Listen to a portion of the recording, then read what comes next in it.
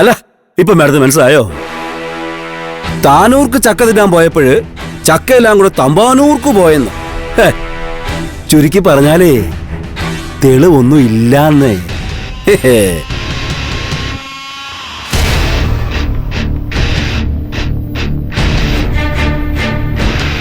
മാഡത്തിന് ഇപ്പോഴെങ്കിലും മനസ്സിലായി കാണുമല്ലോ, ഇത് ഇവരുടെ സ്ഥിരം കലാപരിപാടിയാണെന്നേ.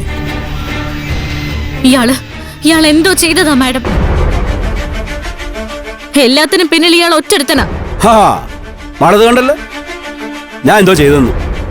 ഞാൻ എന്താ ഇവിടെ മാഡത്തിന് തൊട്ടുമുമ്പിൽ തന്നെ ഉണ്ടായിരുന്നേ, ഇരിക്കുമായിരുന്നേ. ഇല്ലെങ്കിൽ മാഡം തന്നെ വിശ്വസിച്ചു പോയനെ ഞാൻ എന്തോ ചെയ്തെന്ന്. ഇതാ ഇവരുടെ ഒരു സാമർഥ്യം. ഇപ്പൊ മനസ്സിലായില്ലേ? എന്റെ പൊന്നു മാഡം, ഇല്ലാത്ത തെളിവൊക്കെ ഞാൻ എങ്ങനാ നശിപ്പിക്കുന്നേ? അച്ഛാ നമുക്ക് പോവാം, സമയം വൈകുന്നു. വാ അച്ഛാ. നിക്കടി മോളെ, നിക്ക്, പോവാം. അല്ല മാഡം, മാഡത്തിന്റെ മുഖത്തെ ഒരു നിരാശയുടെ നിഴലിൽ വീണിട്ടുണ്ടോ? ഇതേ ഒരു അസുഖ ലക്ഷണമാ മാഡം, പരാജയത്തിന്റെ പടുകുഴിയിലേക്ക് വീഴുന്നതിന്റെ ലക്ഷണം. മാഡം, ഇതേ ഇനി ഇങ്ങനെ ആവർത്തിക്കാതിരിക്കണമെങ്കിലേ ജയപാലിനെതിരെ കളിക്കുന്നതേ അങ്ങ് അവസാനിപ്പിച്ചോ, അതാ നല്ലത്.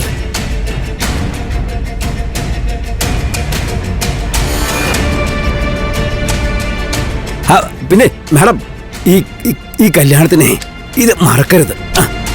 വന്നാലേ നല്ല വെടിപ്പായിട്ടേ സദ്യ ഉണ്ടെങ്കിൽ പോരാ കേട്ടോ. നീ വാടി, നീ വെറുതാ ഇറങ്ങി വാ, മാറിക്കടാ.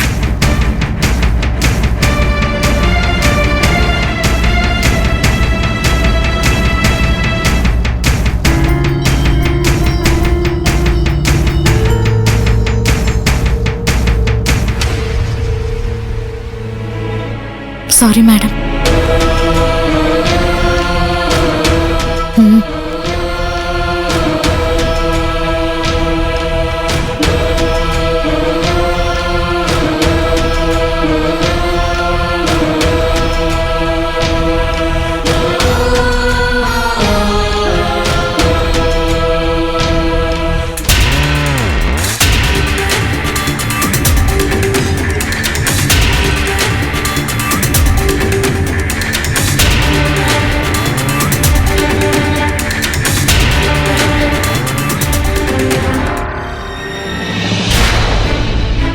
വിനീതേട്ടനോട് ഞാൻ എത്ര വട്ടം പറഞ്ഞിട്ടുണ്ട് എടുത്തു ചാടി ഒന്നും ചെയ്യല്ലെന്ന്.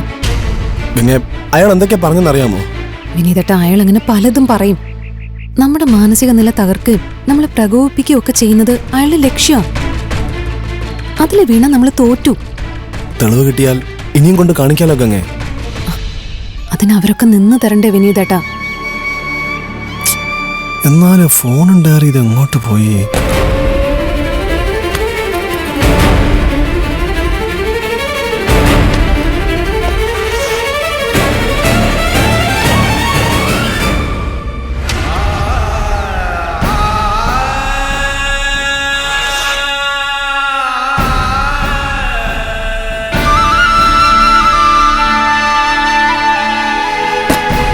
വെറുതെ സമയം